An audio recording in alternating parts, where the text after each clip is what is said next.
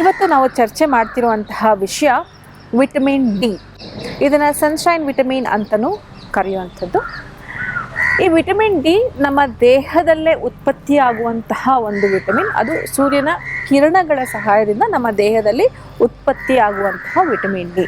ಇದನ್ನು sunshine vitamin ಅಂತ ಯಾಕೆ ಕರೀತಾರೆ ಅಂದರೆ, ಬೆಳಗಿನ ಸೂರ್ಯನ ಕಿರಣಗಳು ನಾವು ಚರ್ಮದೊಳಗಡೆ ಹೋಗಿ ಅಲ್ಲಿಂದ ಸಿಂಥಸೈಸ್ ಆಗಿ ವಿಟಮಿನ್ ಡಿ ಫಾರ್ಮ್ ಆಗಿರೋದ್ರಿಂದ ಇದನ್ನು ಸನ್ಶೈನ್ ವಿಟಮಿನ್ ಅಂತ ಕರೆಯುವಂಥದ್ದು. ಇದು ಯಾಕೆ ನಮ್ಮ ದೇಹಕ್ಕೆ ಅಷ್ಟು ಮಹತ್ವ ಇದೆ? ನಮ್ಮ ದೇಹದಲ್ಲಿ ಯಾಕೆ ಕೊರತೆ ಆಗುತ್ತೆ ವಿಟಮಿನ್ ಡಿ? ಎಕ್ಸಸ್ ಆದರೆ ಏನಾಗುತ್ತೆ? ನಮ್ಮ ಆಯುರ್ವೇದದಲ್ಲಿ ವಿಟಮಿನ್ ಡಿ ಬಗ್ಗೆ ಏನು ಹೇಳಿದ್ದಾರೆ? ಯಾವೆಲ್ಲ ಆಹಾರ ಸೇವನೆ ಮಾಡಿದ್ರೆ ಈ ವಿಟಮಿನ್ ಡಿ ಕೊರತೆಯಿಂದ ನಾವು ಹೊರಗೆ ಬರ್ಬೋದು? ಈಗ ಸರ್ವೇ ಸಾಮಾನ್ಯವಾಗಿ ಎಲ್ಲರಿಗೂ ಹಳೆ ಸಂಚಿಕೆಯಲ್ಲೂ ನಾನು ಹೇಳಿದ್ದೆ, ವಿಟಮಿನ್ B12 ಬಹಳ ಒಂದು ಕಮ್ಮಿ ಎಲ್ಲರಲ್ಲೂ ಕಾಣಿಸ್ತದೆ. ಹಾಗೆ ವಿಟಮಿನ್ ಡಿ ಕೂಡ ಬಹಳಷ್ಟು ಕಮ್ಮಿ ಕಾಣಿಸ್ತಾ ಇದೆ ಟೆಸ್ಟ್ ಮಾಡಿದಾಗ ಸಾಕಷ್ಟು ಜನರಿಗೆ. ಯಾಕೆಂದರೆ ಈಗ ಯಾರು ಬಿಸಿಲಿಗೆ ಎಕ್ಸ್ಪೋಸ್ ಆಗೋದೇ ಇಲ್ಲ, ಎಲ್ಲರೂ ಇಂಡೋರ್ಸಲ್ಲಿ ವರ್ಕ್ ಮಾಡುವಂಥದ್ದು, AC ನಲ್ಲಿ ವರ್ಕ್ ಮಾಡುವಂಥದ್ದು. ಕೋವಿಡ್ ಟೈಮಲ್ಲಂತೂ ಐ ಥಿಂಕ್ ಯಾರೂ ಹೊರಗಡೆ ಹೋಗ್ತಾನೇ ಇರಲಿಲ್ಲ ಅನಿಸುತ್ತೆ, ಅನಿವಾರ್ಯ ಇತ್ತು ಆವಾಗ. ಹಾಗಾಗಿ ಸಾಕಷ್ಟು ಒಂದು ವಿಟಮಿನ್ ಡಿ ಕೊರತೆ ಎಲ್ಲರಲ್ಲೂ ಕಾಣಿಸ್ತಾ ಇರುವಂಥದ್ದು. ಇದರಿಂದ ಹೇಗೆ ನಾವು ನಿವಾರಣೆ ಪಡ್ಕೋಬೇಕು ಅಂತ ನಾವು ನೋಡೋಣ. ಈ ಕೊರತೆ ಆದರೆ, ವಿಟಮಿನ್ ಡಿ ಕೊರತೆ ಆದರೆ ಏನೆಲ್ಲ ಲಕ್ಷಣಗಳು ಕಾಣಿಸ್ಕೊಳ್ಳುತ್ತೆ ಅಂತ ನಾವು ಮೊದಲಿಗೆ ತಿಳ್ಕೊಳ್ಳೋಣ. ವಿಟಮಿನ್ ಡಿ ಕೊರತೆ ಆದರೆ ಮೊದಲನೇದಾಗಿ ಮಂಡಿ ನೋವು ಇರ್ಬೋದು, ಮಲಬದ್ಧತೆ ಇರ್ಬೋದು, ಮಕ್ಕಳಲ್ಲಿ ರಿಕೆಟ್ಸ್ ಅಂತ ಆಗತ್ತೆ, ಅಂದರೆ ಬೋನ್ಸ್ ಎಲ್ಲ ಬೆಂಡ್ ಆಗೋ ಥರದ್ದು ಆಗುವಂಥದ್ದು, ತಲೆನೋವು ಬರುವಂಥದ್ದು, ಮಾನಸಿಕ ಖಿನ್ನತೆ ಹೆಚ್ಚಾಗುವಂಥದ್ದು ಇರ್ಬೋದು, ಸುಸ್ತಾಗೋದು. ಇವೆಲ್ಲ ಒಂದು ಏನು ಲಕ್ಷಣಗಳನ್ನು ನಾವು ನೋಡ್ತಾ ಹೋಗ್ತೀವಿ ಈ ವಿಟಮಿನ್ ಡಿ ಕೊರತೆಯಿಂದ. ಎಕ್ಸಸ್ ಆದರೆ ಹೈಪರ್ ವಿಟಮಿನೋಸಿಸ್ ಅಂತ ಕರೀತಾರೆ, ಇಲ್ಲ ಹೈಪರ್ ಕ್ಯಾಲ್ಸಿಯೂರಿಯಾ ಆಗುತ್ತೆ, ಹೈಪರ್ ಫಾಸ್ಫೆಟೀಮಿಯಾ ಆಗುತ್ತೆ. ಸೊ ಇವೆಲ್ಲವೂ ವಿಟಮಿನ್ ಡಿ ಎಕ್ಸಸ್ ಆದರೆ ಆಗುತ್ತೆ. ಎಕ್ಸಸ್ ಯಾಕಾಗುತ್ತೆ ಅಂದರೆ ಸೆಲ್ಫ್ ಮೆಡಿಕೇಷನ್ ಮಾಡ್ಕೊಂಡ್ಬಿಡ್ತಾರೆ ಕೆಲವೊಂದು ಸಲ. ಬ್ಲಡ್ ಟೆಸ್ಟ್ ಮಾಡಿಕೊಂಡು ವಿಟಮಿನ್ ಡಿ ಕಡಿಮೆ ಆಯಿತು ಅಂದ ತಕ್ಷಣ ತಾವೇ ಹೋಗಿ ಮೆಡಿಸಿನ್ಸ್ ತೊಗೊಂಡ್ಬಿಡ್ತಾರೆ. ಅತಿ ಹೆಚ್ಚು ವಿಟಮಿನ್ ಡಿ ದೇಹಕ್ಕೆ ಹೋದರೂ ಅದೇನಾಗುತ್ತೆ, ಟಾಕ್ಸಿಸಿಟಿ ಆಗುತ್ತೆ. ಹಾಗಾಗಿ ಇದು ಹೈಪರ್ ವಿಟಮಿನೋಸಿಸ್ ಆಗುವಂಥದ್ದು ನಾವು ನೋಡ್ತೀವಿ. ಯಾಕೆ ಇದು ಇಷ್ಟು ಅವಶ್ಯಕ ನಮ್ಮ ದೇಹಕ್ಕೆ ಅಂದರೆ, ಇದು ನಮ್ಮ ದೇಹಕ್ಕೆ ಕ್ಯಾಲ್ಶಿಯಂ ಅಬ್ಸಾರ್ಪ್ಷನ್ಗೆ ಬಹಳ ಉಪಯುಕ್ತ. ದೇಹದ ವ್ಯಾಧಿ ಕ್ಷಮತ್ವವನ್ನು ಇದು ಹೆಚ್ಚಿಗೆ ಮಾಡುತ್ತೆ. ಹಾಗಾಗಿ ಇದು ಬಹಳ ಅವಶ್ಯಕ ಈ ಒಂದು ವಿಟಮಿನ್ ಡಿ. ಅಷ್ಟೇ ಅಲ್ಲ, ನಮ್ಮ ಚರ್ಮ ಮತ್ತು ಕೂದಲಿಗೂ ಬಹಳ ಒಂದು ಪ್ರಯೋಜನಕಾರಿಯಾಗಿರುವಂಥದ್ದು. ಇವಿಷ್ಟು ಕೊರತೆ ಅಥವಾ ಎಕ್ಸಸ್ ಆದರೆ ಏನಾಗುತ್ತೆ ಅಂತ ನಾನು ನಿಮಗೆ ಹೇಳ್ತಾ ಹೋದೆ. ಇನ್ನು ಕೆಲವೊಂದು ನಾವು ದೈನಂದಿನ ಅಭ್ಯಾಸಗಳನ್ನು ನಮ್ಮ ಹಿಂದಿನ ಕಾಲದಿಂದನೂ ಮಾಡ್ಕೊಳ್ತಾ ಬಂದಿದ್ದಾರೆ. ಕೆಲವೊಂದು ರುಟೀನ್ ಏನಿರುತ್ತೆ ಅಥವಾ ಅಭ್ಯಾಸಗಳು ಏನಿರುತ್ತೆ ಅದನ್ನು ನಾವು ಗಮನಿಸಿದ್ರೆ, ಈಗ ಆಯುರ್ವೇದ ಯೋಗದಲ್ಲೇ ಆಗಿರ್ಬೋದು, ಸೂರ್ಯ ನಮಸ್ಕಾರ ಅಂತ ನಾವು ಮಾಡ್ತೀವಿ, ಹೌದಾ? ಹೆಸರಿನಲ್ಲೇ ಇದೆ ಸೂರ್ಯ ನಮಸ್ಕಾರ. ಸೂರ್ಯನ ಕಿರಣಗಳ ಬೆಳಗಿನ ಜಾವ ಸೂರ್ಯನ ಕಿರಣಗಳಲ್ಲಿ ನಾವು ಆ ಒಂದು ವ್ಯಾಯಾಮ ಮಾಡುವಂಥದ್ದು. ಹಾಗಾಗಿ ಸೂರ್ಯ ನಮಸ್ಕಾರ ಅಲ್ಲಿ ನಿಮಗೆ ಬಂದ್ಬಿಡ್ತಲ್ಲ, ಎಕ್ಸ್ಪೋಸ್ ಆಗ್ತೀರಾ, ನಿಮಗೆ ಆಟೋಮ್ಯಾಟಿಕ್ಲಿ ಆ ವಿಟಮಿನ್ ಡಿ ನಿಮ್ಮ ದೇಹಕ್ಕೆ ಬಂದ್ಬಿಡುವಂಥದ್ದು. ಅದೇ ಥರ ಚೈನಾದಲ್ಲಿ ನೋಡಿದ್ರೆ ಸನ್ ಗೇಜಿಂಗ್ ಅಂತ ಮಾಡ್ತಾರೆ, ಅರ್ಲಿ ಮಾರ್ನಿಂಗ್ ಸನ್ ಗೇಜಿಂಗ್ ಅಂತ ಮಾಡ್ತಾರೆ ಚೈನಾದಲ್ಲಿ. ಏನ್ಷಿಯಂಟ್ ಇಜಿಪ್ಷಿಯನ್ನು, ಗ್ರೀಕು, ಅರಬ್ ಫಿಸಿಷಿಯನ್ಸು ಇವರೆಲ್ಲರೂ ಕೂಡ ಹೀಲಿಯೋಥೆರಪಿ, ಲೈಟ್ ಥೆರಪಿ ಅಥವಾ ಫೋಟೋಥೆರಪಿ ಅಂತ ಎಲ್ಲನೂ ಮಾಡ್ತಾ ಇರೋದು. ಇವೆಲ್ಲವೂ ಒಂದು ನಮ್ಮ ದೇಹಕ್ಕೆ ಸ್ವಾಭಾವಿಕವಾಗಿ ವಿಟಮಿನ್ ಡಿ ಹೀರ್ಕೊಳ್ಳುವಂಥ ಒಂದು ಕಾರ್ಯ ಆಗುತ್ತೆ. ಇದಿಷ್ಟು ನಾನು ವಿಟಮಿನ್ ಡಿ ಬಗ್ಗೆ ಹೇಳ್ತಾ ಹೋದೆ. ಇನ್ನು ಈ ಆಹಾರದಲ್ಲಿ ವಿಟಮಿನ್ ಡಿ ಎಲ್ಲೆಲ್ಲಿ ಸಿಗುತ್ತೆ? ವೆಜಿಟೇರಿಯನ್ ಫುಡ್ ತೊಗೋಬೇಕಾ, ನಾನ್ ವೆಜಿಟೇರಿಯನ್ ಫುಡ್ ತೊಗೋಬೇಕಾ ಅಂತ ಭಾಳ ಒಂದು ಕನ್ಫ್ಯೂಷನ್ಸ್ ಇದೆ. ವಿಟಮಿನ್ ಡಿ ಅಥವಾ B12 ಕಡಿಮೆ ಆದ ತಕ್ಷಣ ನಾನ್ ವೆಜ್ ತೊಗೊಳ್ತೀವಿ, ಹೇರಳವಾಗಿ ನಾನ್ ವೆಜ್ ಫುಡ್ ತಿಂದ್ಬಿಡ್ತೀವಿ ಅಂತ, ಅಥವಾ ಇಲ್ಲ ಸಾಕಷ್ಟು ಮೆಡಿಸಿನ್ಸ್ ತೊಗೊಂಡ್ಬಿಡ್ತೀವಿ ಅಂತ ಹೋಗ್ತಾರೆ. ಹಾಗೆ ಮಾಡಬೇಡಿ ವೀಕ್ಷಕರೇ. ವಿಟಮಿನ್ ಡಿ ಕಡಿಮೆ ಆದ ತಕ್ಷಣ ಫಸ್ಟು ಯಾಕೆ ಕಡಿಮೆ ಆಯಿತು ಅಥವಾ ಏನು ಇದಕ್ಕೆ ಕಾರಣ ಅಂತ ನೀವು ನೋಡ್ಕೋಬೇಕಾಗತ್ತೆ. ಫಸ್ಟು ನಿಮ್ಮ ಮೊದಲೇ ಹೇಳಿದಾಗ ಜೀರ್ಣಶಕ್ತಿ ಫಸ್ಟು ಕರೆಕ್ಟಾಗಿದೆಯಾ ಅಂತ ನೋಡ್ಕೋಬೇಕು. ನಾನ್ ವೆಜ್ ತಿಂದವರಲ್ಲಿ ವಿಟಮಿನ್ ಡಿ ಕರೆಕ್ಟಾಗಿರುತ್ತೆ ಅಂತಿಲ್ಲ, ಅವರಲ್ಲೂ ವಿಟಮಿನ್ ಡಿ ಕಡಿಮೆ ಇರುತ್ತೆ.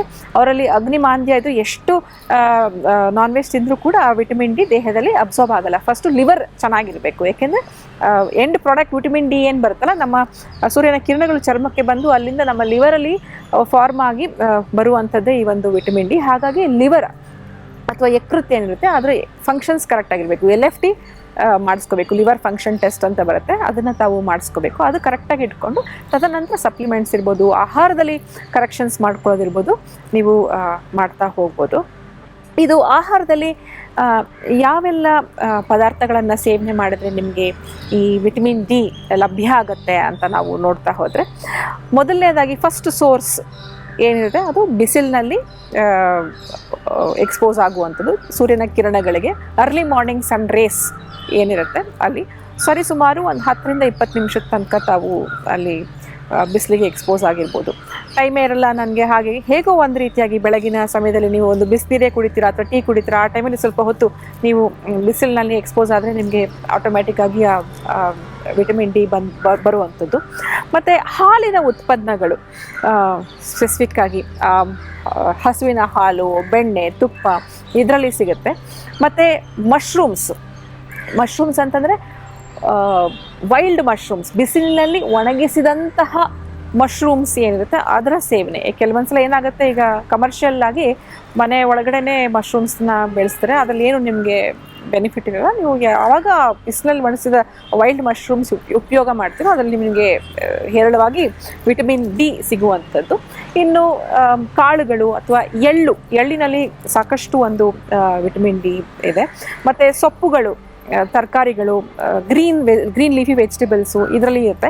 ಮೊಟ್ಟೆ ನೋಡಿದ್ರೆ ನೀವು ಹಳದಿ ಬಣ್ಣನ ಹೋಲ್ ಮೊಟ್ಟೆ ನೀವು ಸೇವನೆ ಮಾಡಬೇಕು, ಹಳದಿಯನ್ನು ತೆಗೆದು ಹಾಕಬಾರ್ದು, ಅದರಲ್ಲೂ ಕೂಡ ನಿಮಗೆ ಹೇರಳವಾಗಿ ಸಿಗುತ್ತೆ. ಇಷ್ಟು ಆಹಾರ ಪದಾರ್ಥಗಳಲ್ಲಿ ನಾನು ಹೇಳ್ತಾ ಹೋದೆ. ವಿಟಮಿನ್ ಡಿ ವೆಜಿಟೇರಿಯನ್ ಫುಡ್ಸಲ್ಲಿ ಸಿಗುತ್ತೆ, ನಾನ್ ವೆಜ್ಜೇ ತೊಗೋಬೇಕು ಅಂತಲೂ ಏನಿಲ್ಲ. ಇವಿಷ್ಟು ಸಸ್ಯಾಹಾರಿ ಆಹಾರದಲ್ಲಿ ಎಲ್ಲೆಲ್ಲಿ ವಿಟಮಿನ್ ಡಿ ಸಿಗುತ್ತೆ ಅಂತ ನಾನು ನಿಮಗೆ ಹೇಳ್ತಾ ಹೋದೆ. ಯಾರಲ್ಲಿ ವಿಟಮಿನ್ ಡಿ ಹೆಚ್ಚಾಗಿ ಕೊರತೆ ಕಾಣುತ್ತೆ ಅಂತ ನಾವು ನೋಡಿದ್ರೆ, ಕೆಲವರು ಸನ್ಸ್ಕ್ರೀನ್ ಲೋಷನ್ಸ್ ಯೂಸ್ ಮಾಡಿಬಿಡ್ತಾರೆ. ಅಂಥವರಲ್ಲಿ ವಿಟಮಿನ್ ಡಿ, ಸನ್ಸ್ಕ್ರೀನ್ ಲೋಷನ್ ಹಾಕಿದ ತಕ್ಷಣ ನೀವೊಂದು ಪ್ಯಾಕ್ ಹಾಕ್ದಂಗೆ ಆಗಿಬಿಡುತ್ತೆ. ಸೊ ಹಾಗಾಗಿ ನಿಮ್ಗೆ ಸೂರ್ಯನ ಕಿರಣಗಳು ಸಿಗೋದೇ ಇಲ್ಲ. ಇದು ಒಂದು ರೀತಿಯಾಗಿ ಕ್ಯಾನ್ಸರ್ ಕಾರಕನೂ ಕೂಡ. ಸನ್ಸ್ಕ್ರೀನ್ ಲೋಷನ್ ಹಚ್ಚಿ ಬಿಸಿಲಿಗೆ ಹೋಗದೆ ಹೋದರೆ ಇದು ಒಂದು ರೀತಿಯಾದ ಒಂದು ಪಾಸಿಟಿವ್ ಫ್ಯಾಕ್ಟರ್ ಫಾರ್ ಕ್ಯಾನ್ಸರ್ ಅಂತಲೇ ಹೇಳ್ಬೋದು. ಇನ್ನೊಂದು, ಯಾರಲ್ಲಿ ಹೆಚ್ಚು ಬೊಜ್ಜಿರುತ್ತೆ ಅಥವಾ ಒಬೇಸಿಟಿ ಯಾರಲ್ಲಿರುತ್ತೆ ಅವರಲ್ಲಿ ಕೂಡ ನಾವು ನೋಡ್ಬೋದು. ಮತ್ತು ಆಲ್ಕೋಹಾಲು, ಮದ್ಯಪಾನ ಸೇವನೆ ಮಾಡೋರಲ್ಲಿ, ಮತ್ತು ಹೆಚ್ಚಾಗಿ ಕ್ರೋನಿಕ್ ಏಲ್ಮೆಂಟ್ಸ್ ಇದ್ದವರು ಔಷಧಿಗಳನ್ನು ತಗೊಳ್ತಾ ಇರ್ತಾರೆ. ಲೈಕ್ ಡಯಾಬಿಟೀಸ್ ಇರ್ಬೋದು, ಹೈಪರ್ ಟೆನ್ಷನ್ ಇರ್ಬೋದು, ಅವರು ಬಹಳ ವರ್ಷಗಳಿಂದ ಔಷಧಿಗಳನ್ನು ತಗೋತಿರ್ತಾರೆ. ಅವರಲ್ಲೂ ಕೂಡ ಈ ವಿಟಮಿನ್ ಡಿ ಕೊರತೆಯನ್ನು ನಾವು ನೋಡ್ತೀವಿ ವೀಕ್ಷಕರೇ. ಇದಿಷ್ಟು ವಿಟಮಿನ್ ಡಿ ಬಗ್ಗೆ ನಾವು ತಿಳ್ಕೊಂಡ್ವಿ. ಇನ್ನು ಈ ವಿಟಮಿನ್ ಡಿ ನಾವು ಬ್ಲಡ್ ಟೆಸ್ಟ್ ಮಾಡಿದಾಗ ನಾರ್ಮಲ್ ಲೆವೆಲ್ಸ್ ಎಷ್ಟಿರಬೇಕು ಅಂತ ತಿಳ್ಕೊಳ್ಳೋಣ.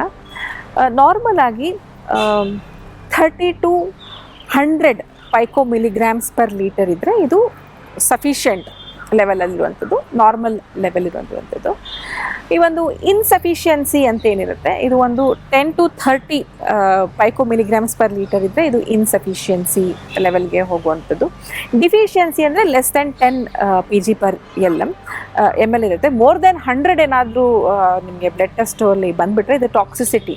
ನಾನು ಹೇಳಿದ್ನಲ್ಲ, ಸಪ್ಲಿಮೆಂಟ್ಸಿಂದನೋ ಅಥವಾ ಏನಾದರೂ ಮೆಡಿಸಿನ್ಸಿಂದನೋ ಇಂದ ಟಾಕ್ಸಿಸಿಟಿ ಆಗಿಬಿಟ್ಟಿರುತ್ತೆ.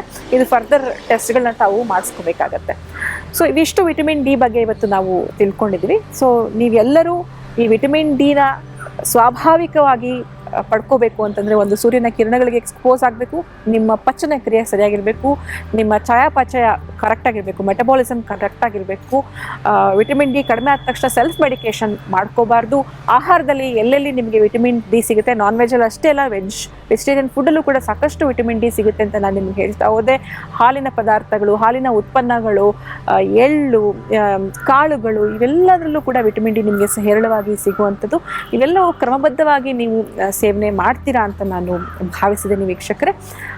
ಮುಂದಿನ ಸಂಚಿಕೆಯಲ್ಲಿ ಮತ್ತೊಂದು ವಿಷಯದ ಬಗ್ಗೆ ನಾವು ಮಾತಾಡೋಣ. ನಮಸ್ಕಾರ.